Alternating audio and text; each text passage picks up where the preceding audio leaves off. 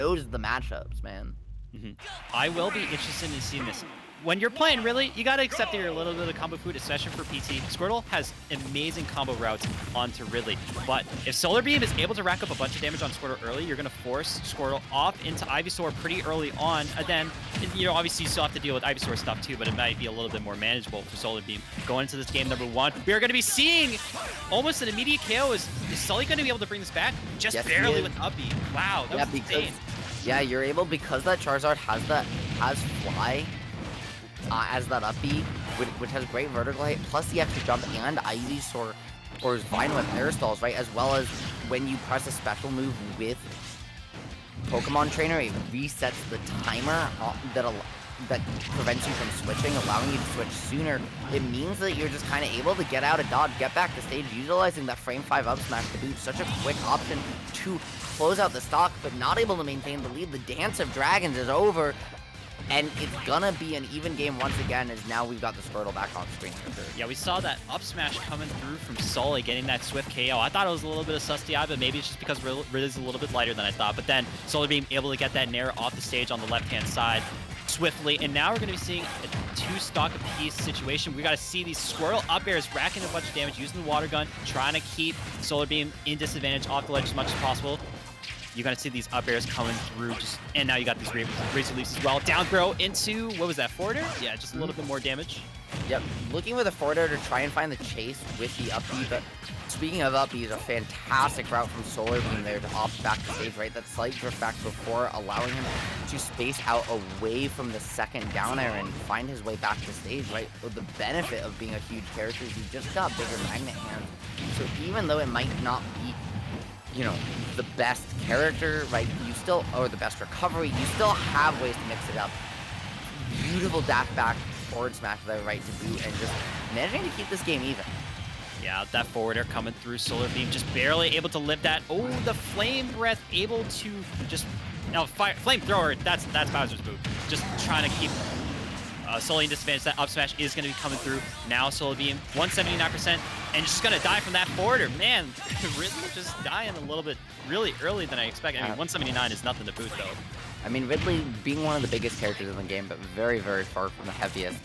Though, at least you're a lot heavier than Squirtle, right? This character is gonna die at 70% if you can find the right hit. Looking for that down throw fair, but again, fantastic defensive play there from Sully with that DI out. Trying to find a combo of his own, is gonna get the grab to do so, but not able to find too much more after that. And Solarbeam's defensive DI mix-ups of his own have been beautiful, but the Nair Vine Whip, you can't get away when you're that big, and Sully able to keep this pressure going. Yeah, now we're going to be seeing the Charizard switch, trying to recover earlier, and now we are likely going to be seeing the Charizard for the rest of this game. Not going to be able to switch out to Squirtle, because it's going to be a very big risk to try to switch to Squirtle, to switch back to Ivysaur. That's not a lot of downtime. You have that F-Smash from Ridley, able to get a sweet spot hit, not able to get the KO. Charizard is a big boy, living at 87%, and now Solarbeam just trying to look for something, but also Sully just trying to get anything as well. That up smash still not able to get it yet. Yep, and I love that fireball in neutral, right? Just using the partial charges to try and create a little pressure from a distance. The up throw seismic toss, not going to do it quite yet, Gerd, but you are going to put them off stage, put Ridley between a rock and a hard place. This character very much struggles to get off ledge, and Sully is not going to drop those, right? Going up 1-0. I mean, fantastic stuff from both players. There's Solarbeam knowing the matchup, right? Putting it on full display, but Sully just not falling for his tricks. Yeah, and we're going to be seeing the Ridley again from Solarbeam. Sully is going to be running it back on the Pokemon Trainer. Going into game 2, Sully just getting that little bit of an upset with that greatly timed F-tilt at the ledge. We're going to be seeing Battlefield is the stage option for game number 2. Let's see if it's a little bit different for Solarbeam. See if he can start this game off a little bit sooner. Yep, but if you want to start it off sooner, you got to get away from the Squirtle combos, that onslaught going on early here, Gerd. And Sully has done just such a fantastic job right here early, right? Utilizing the speed, utilizing his small size to get underneath, not let Ridley get these rising aerials, and then just catch these landings, catch those commitments. pressure you coast to coast and just keep the train going. There's been 113 unanswered. Finally finding a grab, but not even able to get the continuation. Keep himself in the corner gird, and that's gonna be it. Are you kidding me right now? That was practically a 0 to death. I don't know what Solarbeam was able to do against that Squirtle the entire time in that first stock, going into that Ivysaur, racking up the damage, and then getting that up B kill. Amazing job for Sully going into this game number 2, having the lead in the set and potentially moving on in this bracket. Yep, and now, right now, these laser leads, the pressure coming in, finding a back air. So Solarbeam at least finally able to get something consistent started, right, with that little coast to coast. But the Vine Whip through stage, so smart, gonna let Sully keep this pressure on. He does not want to let this one go to a game 3. He's trying to keep this damage racking up at 89% of extra credit. You're pretty solidly happy with that. Even though, right, you had a 0 to death almost, right, earlier on. Still maybe trying to go up 3 stocks to 1 here, and going to do so, lining up that 1 foot, 2 foot gird. People always think about the Ivysaur down air, but Charizard's got a big one too.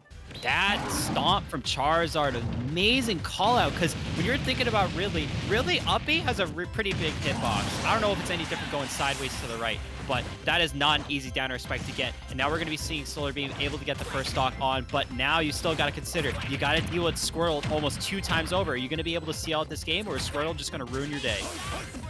You know, and I mean, right now, it's not even just the Squirtle, it's also the fact that you have to get off the ledge, off Ivysaur, when they're willing to go all the way out. I like the idea in theory, right? Trying to just go out with a bang, but even that bang turned into a win, because he didn't quite find the angle or the spacing to find an up B spike. It just kind of had to opt for a kind of raw, awkward hit. Maybe trying to trade with a move there from Sully, allowing him to kind of keep some of that momentum, but bounce up a little higher, find his way back to stage. Instead, though, Sully just takes the hit and says, okay, not the way I want this end, right? Not super flashy, but we take those.